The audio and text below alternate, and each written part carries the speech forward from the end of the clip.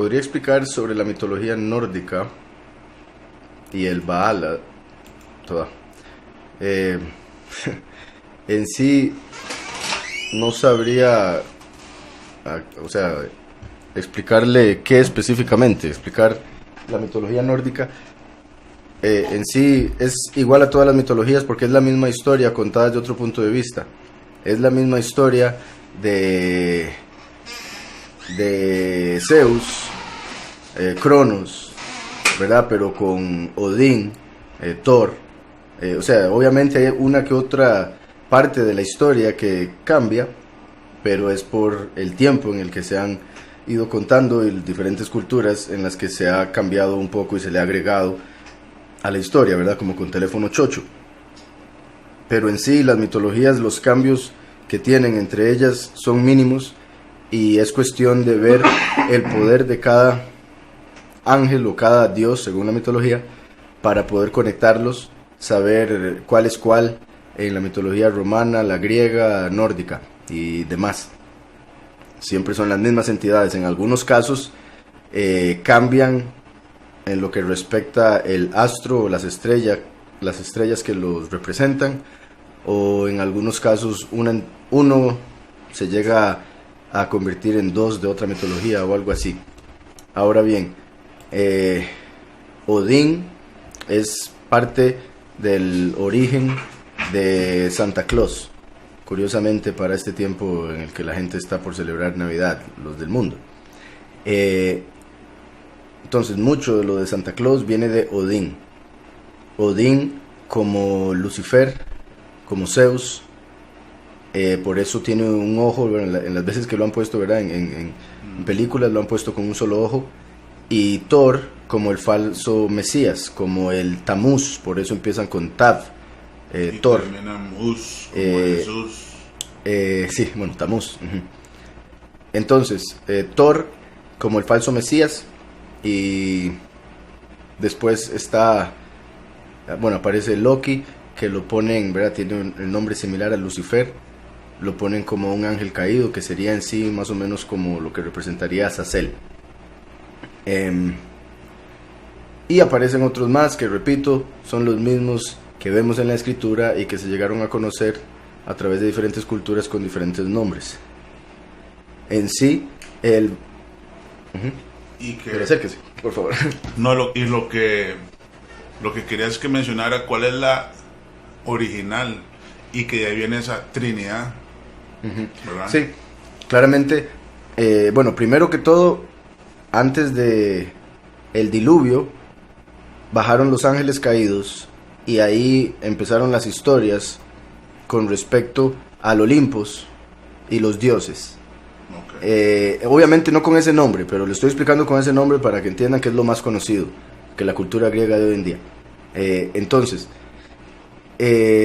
los ángeles bajaron y se supo de que los ángeles peleaban entre ellos, que los dioses peleaban entre ellos, y que los dioses cuando venían a la tierra se dejaban llevar más por las pasiones que los mismos humanos, y eso llegó a volver, se convirtió la tierra en un lugar de demasiado pecado, y los hijos de los que se mezclaron se convirtieron en los héroes del pasado, en los mitos, básicamente, como Hércules o cosas así, que eran hijos de Zeus o hijos de otro ángel caído que se acostó con una mujer, y vino ahí un hombre que tenía una fuerza mayor a la comúnmente humana.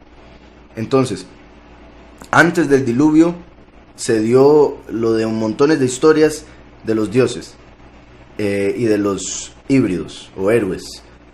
Después del diluvio, porque Yahweh tuvo que renovar todo, Nimrod trajo eso de vuelta y se incorporó él en la historia, y se puso él como la encarnación del Dios más alto, y su hijo como su propia encarnación, para continuar controlando al mundo, puesto que se convirtió en el primer líder mundial, Nimrod, y Semiramis y Tamuz, y desde ahí donde viene la Trinidad de María, Dios y Jesús, de los católicos, y ahí pueden ver hasta que rima, ¿verdad? Con Jesús y Tamuz.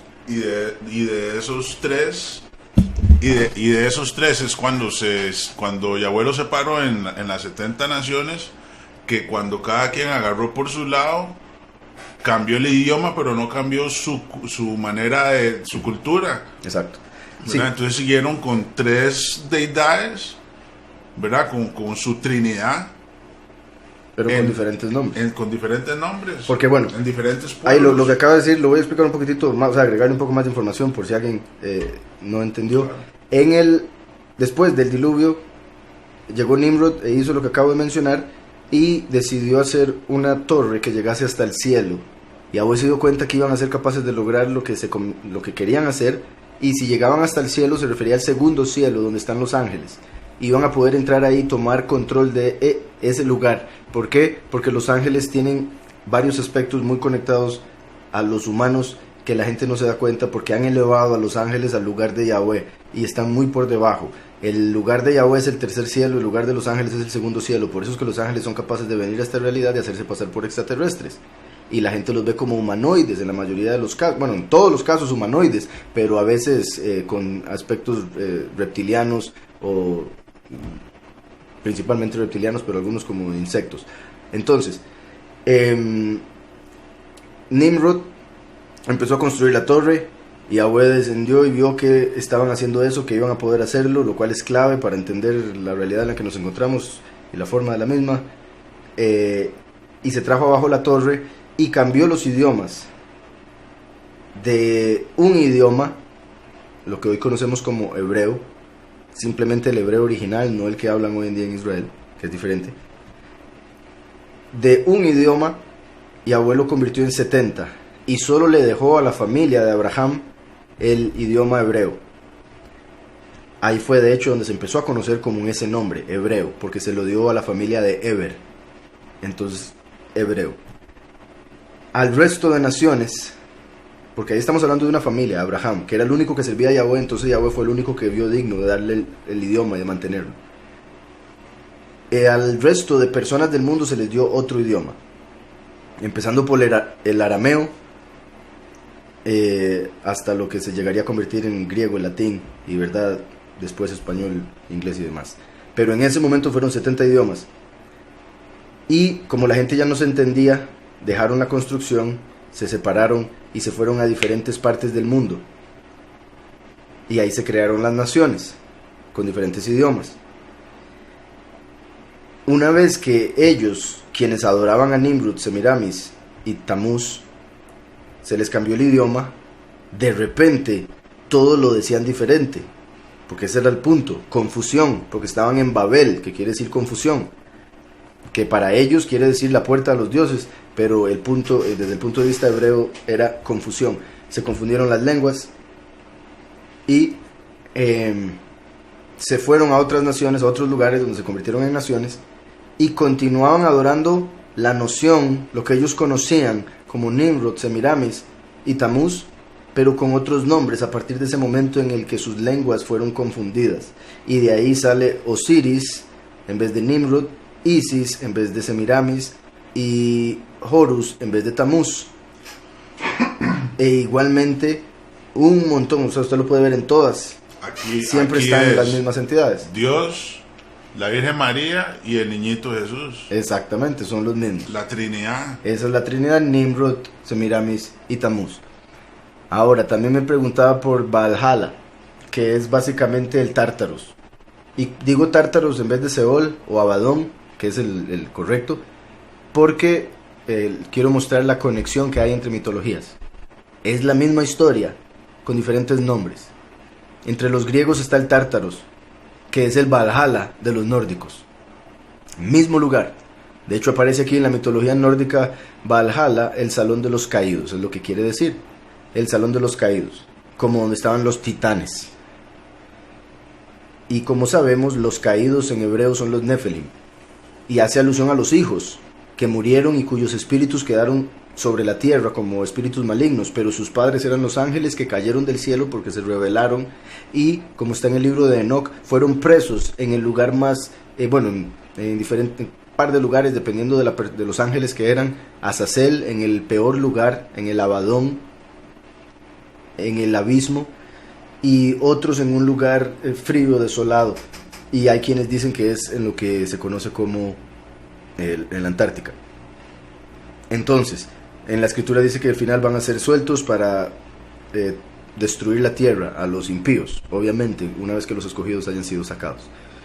Entonces, en sí es la misma historia. Voy a leer aquí una porción para hacer una que otra conexión más y continúo con la próxima pregunta. Entonces dice: en la mitología nórdica, Valhalla, Salón de los Caídos, es un enorme y majestuoso salón ubicado en la ciudad de Asgard, que es básicamente el cielo, ¿verdad? Gobernada por Odín.